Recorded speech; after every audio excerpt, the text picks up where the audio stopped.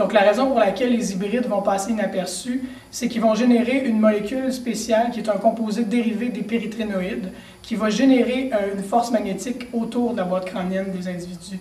Donc à ce moment-là, lorsque les rayons lumineux vont frapper cet écran magnétique, ils vont être diffractés dans tous les sens et ça va être impossible de déceler la forme conique de leur tête.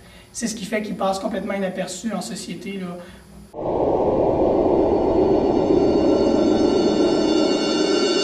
Alors, ce qui se produit lorsque les hybrides sont à la noirceur, les molécules qui créent le champ magnétique autour de leur boîte crânienne ont également la possibilité d'accumuler la lumière, donc d'emmagasiner une énergie qui permet de continuer la diffraction des rayons lumineux lors des périodes plus sombres. Donc, ce qui permet de continuer de maintenir l'illusion d'optique de la boîte crânienne qui permet de les laisser se confondre avec les humains conventionnels.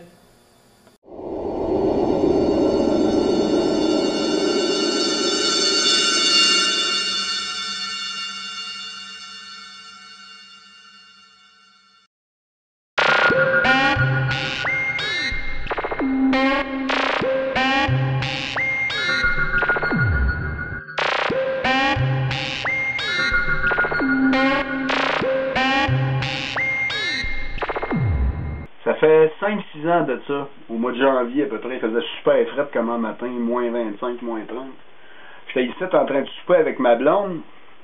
Puis au loin, au milieu du lac, vers la gauche, là, un petit peu là-bas, là, après le tourment des sapins, il y avait une méchante lumière là, qui flashait. En tout cas, c'était effrayant. Puis ici, on était en plein bois. Il se passe jamais rien. Là. On était à 1 heure de toute civilisation.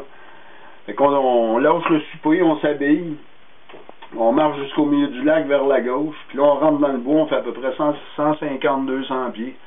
Puis comme on arrive là, à peu près à 40 pieds de nous autres à terre, il y avait un genre de bonhomme avec une super grosse tête là en forme de cône. Puis au moment où on l'a aperçu, ça a duré après 3-4 secondes, là, cette affaire-là, fou, ça s'est désintégré. En tout cas, moi, à tous les fois je le compte, il n'y a jamais personne qui me crie, même si cette valeur qui n'essaye pas là, elle te le contraire, là, puis ça s'est fait, là, le temps de le dire, à la minute qu'on a vu ça, là, incroyable, incroyable.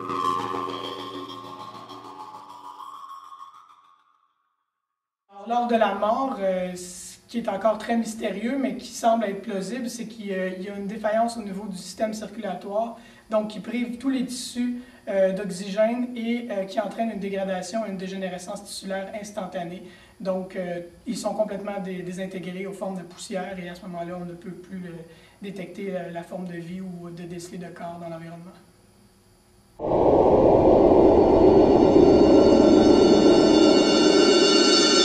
Alors, il est évident qu'avec une telle boîte crânienne, la dimension du cerveau est beaucoup plus grande, donc on peut voir émerger différentes caractéristiques au niveau de leur cerveau. On parle alors de télékinésie, de télépathie, de périkinésie également. Donc, c'est des phénomènes qu'on peut observer chez des individus hybrides qu'on n'observera pas chez les gens normaux.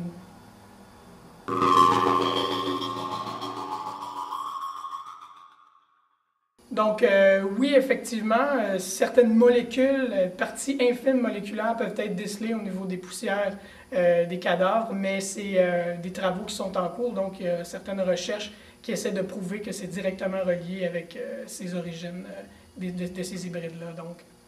Et vous, M. Lamport, avez-vous travaillé avec ces molécules-là? Est-ce que vous en avez eu? C'est malheureusement tout le temps que je peux vous accorder, donc je vais devoir quitter. Merci.